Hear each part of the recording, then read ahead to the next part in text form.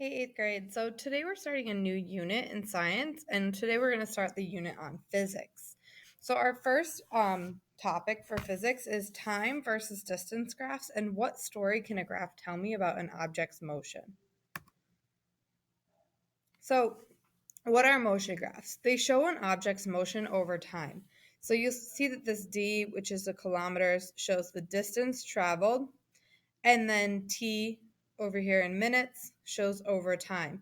So you'll notice from 0 to 6, it shows us going further from a starting point over time. And then when you see a flat line like this, it means that there is no distance being moved. It might be like standing waiting at a bus stop where you're not actually moving from minutes about 5 to minute almost 10.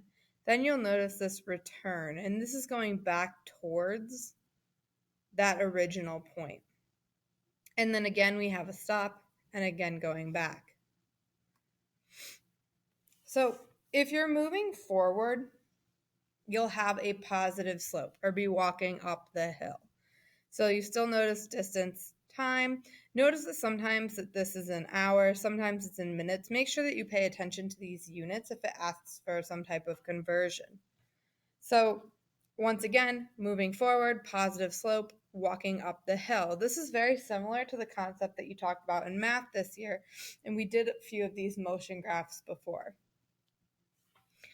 If you're moving backwards or coming back from a certain position, if you were about 19 meters or miles away and you came back, that would be a negative slope. So moving backwards towards the original point would be considered a negative slope or walking down the hill. If you're not moving or you're stopped, you'll notice that there's this horizontal line. And what this shows is that there's no slope at all. When you have a horizontal line, you're not moving forward, you're not moving backwards, you're just stationary. So like in that first graph we showed you, anytime you see a horizontal line, it shows that you are stationary. So when we talk about this thing called speed, which you can calculate from a distance time graph, speed is distance divided by time. So how far you went divided by how long it took you to get there. So there's a couple different ways to use this equation. And this triangle will kind of help you use this rule. So in the triangle, you'll notice that there's always the distance at the top, the speed on the left, and then the time on the right. So if you can remember this triangle, one thing you can notice is that to calculate distance, you take the other two and you see where they are in response to each other. So you'll notice that speed and time are side by side. When you see them side by side, that means you're going to multiply speed times time. So distance equals speed times time. Now, here it shows when you want to find what time is. You'll notice that the distance is over the speed. So this, anytime you're going up and down, it signifies a division. So when you're looking for time, you have distance over speed, which would be a division. And the same for speed, like we said, is distance over time. So this up and down movement shows division. Anything side to side would be multiplication. But these are the, if you can draw this and remember that multiplication and the division, this will help you always be able to manipulate this equation without actually having to do the math. If you see a steeper line on a graph, it means you're moving at a faster speed. So you'll notice that all of these lines are straight, and what that means is that speed is constant, but the steeper the slope, the faster the speed, because the higher the rate of change.